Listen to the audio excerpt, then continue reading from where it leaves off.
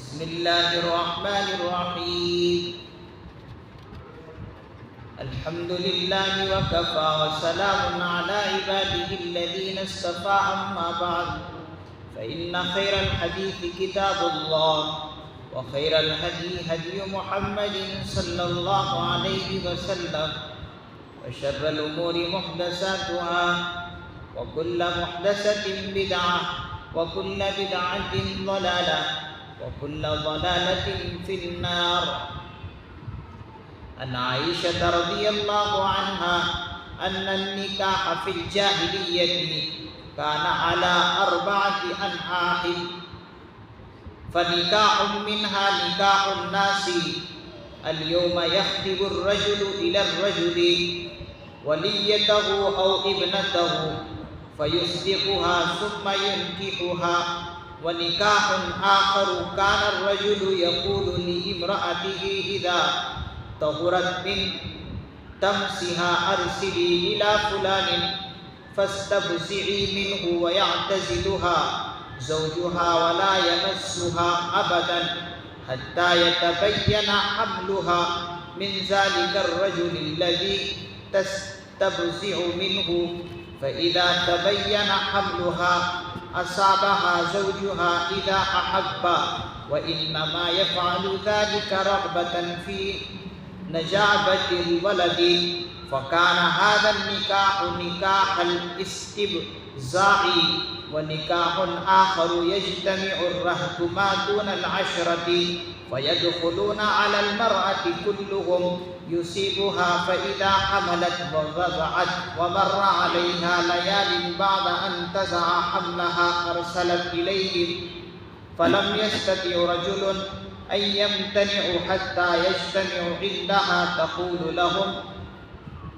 قد عرفتهم الذي كان من أمركم وقد ولدت فهو ابنك يا فلان تمسي من أحبت باسمه إلى آخر الحديث. یہ باب جو ہے کتاب النکاح، نکاح اور ازواج اور اس کے متعلقات، کچھ حدیثیں اس باب کے اندر ہیں.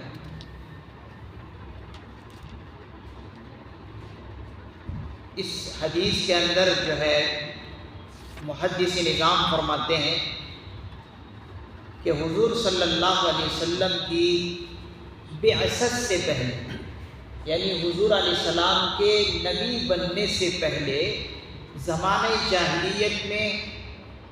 عربوں میں مرد اور عورت کے باہمی تعلق اور اولاد سے متعلق کئی طریقے اور ضابطے رائج تھے، اور ان میں بعض نہایت گندے اور شرمناک بھی تھے. محدث نظام فرماتے ایک طریقہ اصولی طور پر صحیح اور شریفانہ تھا. رسول اللہ صلی اللہ علیہ وسلم نے اس کی اصلاح فرما کر بس اسی کو باقی رکھا اور دوسرے سارے طریقے ختم کر دیے، ان کو سنگین گناہ اور جرم قرار دیا. نکاح اور شادی کے تعلق سے عرب کے اندر بہت گندی رسمیں تھی، شرمناک بھی کہہ لیجیے، کہ مرد اور عورت کے لیے جب نکاح اور تعلق کا کوئی رشتہ طے کیا جاتا تو بہت شرمناک طریقہ تھا. وہ 4 طریقے اس حدیث میں آپ سنیں گے اور آپ کو سن کر حیرت ہوگی کہ کیا عرب زمانے میں کیا اتنی گندگی تھی. مجھے پڑھ کر تو بہت افسوس ہوا اور بہت رنجیدہ ہوا کہ اللہ بچائے اللہ بچائے، کیا ایسی گندی حرکت ایک عورت کے ساتھ. تو ایک طریقہ حضور نے دیکھا، اس کو باقی رکھا، وہ شریفانہ طریقہ سمجھا، اور باقی 3 طریقوں کو اللہ کے پیغمبر نے نبی بننے کے بعد پوری طرح ختم کر دیا. ایک طریقہ وہ کیا تھا؟ وہ طریقہ یہ ہے کہ وہ طریقہ یہ تھا کہ اگر کسی سے کسی کو رشتہ جوڑنا ہے تو مرد عورت کے خاندان اور رشتہ داروں سے پیام بھیجتے، پیام نکاح۔ اگر عورت یعنی لڑکی کے خاندان اس کو مصلحت سمجھتے تو اسے قبول کر لیتے، اور عورت اگر بالغہ ہوتی تو عورت سے پوری طرح رائے مانگتے، لڑکی کے رشتہ دار رائے مانگتے اور اس رائے پر فیصلہ کرتے۔ جیسے کہ آج بھی یہی طریقہ ہے کہ لڑکے والے لڑکی والے کے خاندان سے نکاح کا پیغام دیتے، اگر اس کو مصلحت سمجھتے ہیں تو رشتہ جوڑ دیتے ہیں، نہیں تو نہیں۔ یہ طریقہ ایک اس زمانے میں تھا، اور یہ طریقہ حضور نے شریفانہ سمجھا، اس کو باقی رکھا، اور باقی 3 طریقے بہت خراب طریقے تھے، ان کو ختم کیا۔ یہاں پر ایک بات سمجھنے کی یہ بھی ہے کہ عورت کیونکہ خود مختار ہوتی ہے اس زندگی کو گزارنے کے لیے، کیونکہ یہ ان کی زندگی ہوتی ہے اور یہ ایک معاہدہ ہوتا ہے، تو اس کے اندر عورت کو بھی رکھا گیا اس کی رائے معلوم کر۔ اسی لیے جو ہے ایجاب و قبول کے لیے بھی جاتا ہے قاضی، عورت سے ایجاب و قبول کراتا ہے کہ آپ اس نکاح کو اجازت دیتی ہیں یا نہیں، اسی کو ایجاب و قبول کہتے ہیں۔ تو اس کے لیے یہ ضروری ہے، اور پوری طرح عورت کے ذریعے ہی یہ رشتوں کو، اس رشتے کو طے بھی نہیں کیا۔ یہ ایک محدث نظام فرماتے ہیں کہ شرف نسوانیت کی اس کے اندر ایک بو ہے، اسی لیے پوری طرح عورت ہی کو ذمہ دار نہیں قرار دیا کہ عورت خود اپنے آپ کو کسی کے سامنے پیش کرے، ایسا بھی نہیں رکھا شریعت میں، بلکہ شرف نسوانیت یعنی عورت کی عزت کو سامنے رکھتے ہوئے اسلام نے یہ کہا کہ عورت کے جو خاندان اور رشتہ دار ہیں وہ اس عقد کو اچھی طرح ٹٹول لے اور اچھی طرح پوچھ گچھ کر لے، اور اس کے بعد جو ہے اس نکاح کو طے کر لے۔ تو اس کے اندر عورت کا بھی لحاظ رکھا گیا ہے، عورت کی رائے کو بھی دخل ہے، اور اسی طریقے سے گھر کے خاندان اور بزرگوں کو بھی شامل کیا ہے۔ نہیں تو اگر صرف عورت ہی کے ذمے اس رشتے کو رکھا جاتا تو ہو سکتا کوئی فریب اور دھوکہ دے کر اس عورت کے ساتھ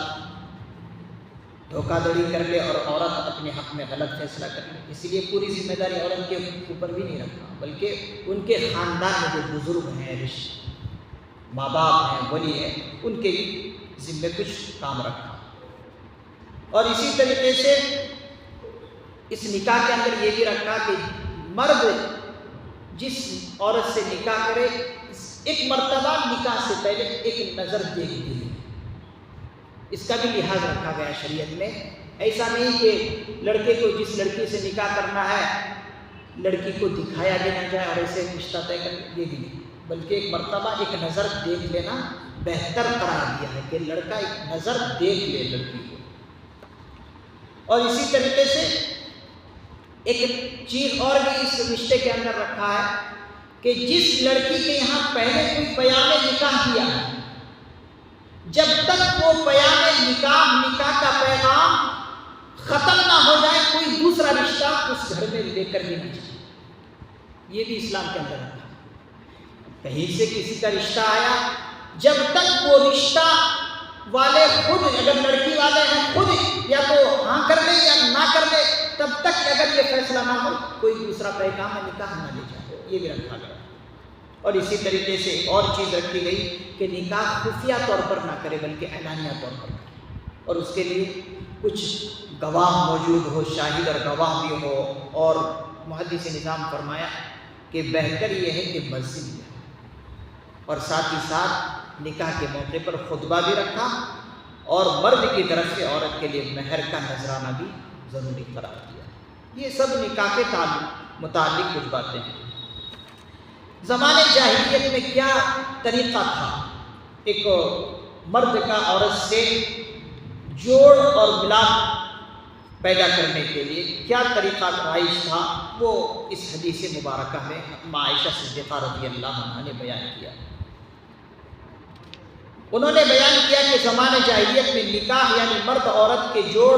ملاپ اور اس سے پیدا ہونے والی اولاد سے متعلق 4 طریقے رائج تھے۔ دھیان سے سنیے کہ کیا طریقے رائج تھے 4۔ ان میں سے ایک طریقہ تو وہ تھا جو اصولی طور پر آج بھی رواج میں ہے کہ ایک آدمی کی طرف سے دوسرے آدمی کو اس کی بیٹی یا اس کی زیر ولادت لڑکی کے لیے نکاح کا پیام دیا جاتا، پھر وہ مناسب مہر مقرر کر کے اس لڑکی کا نکاح اس آدمی سے کر دیتا۔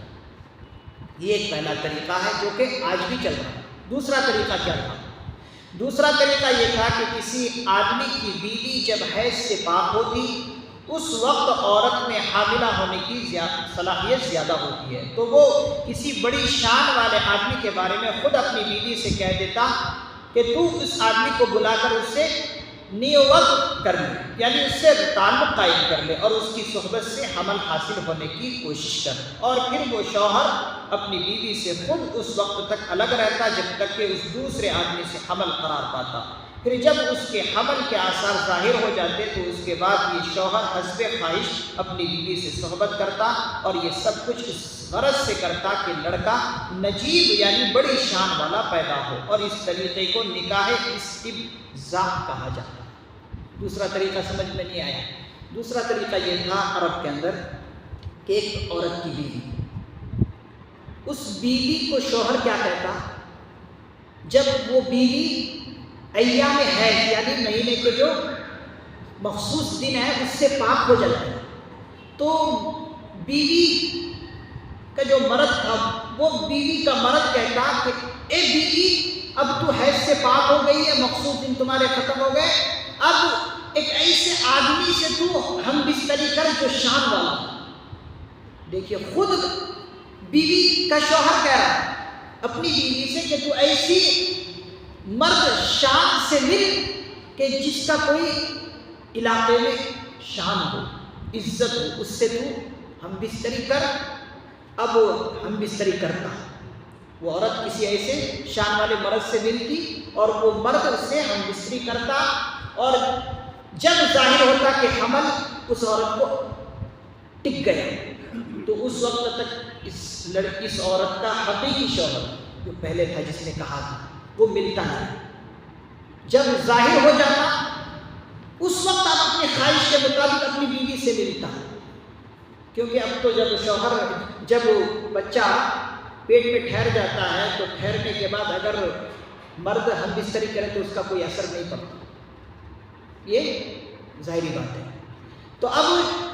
شوہر جو ہے دیکھ لیتا کہ حمل ٹھہر گیا میری بیوی میں، تو اب اس سے اپنی خواہش کے مطابق ملتا اور اپنی خواہش پوری کرتا۔ اب یہاں پر بتا رہے اس دوسرے طریقے میں یہ کیوں کیا جاتا ہے؟ کہتے ہیں کہ اس غرض سے یہ کام یہ شوہر اس کا کرتا ہے تاکہ اس کا جو اس دوسرے مرد سے ملنے کی وجہ سے بچہ پیدا ہو شان والا، کیونکہ جس سے ملا وہ خود شان والا ہے، تاکہ اس کا بچہ بھی شان اور عزت والا ہو۔